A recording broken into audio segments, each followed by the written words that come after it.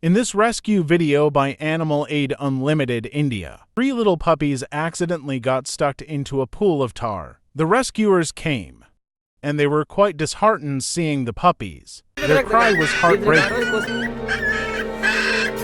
It was difficult to get the puppies from the tar right away, so they cut out the slabs of tar and earth around them. The puppies then were brought to the hospital, where the rescue efforts continued. The puppies were so thirsty and tired.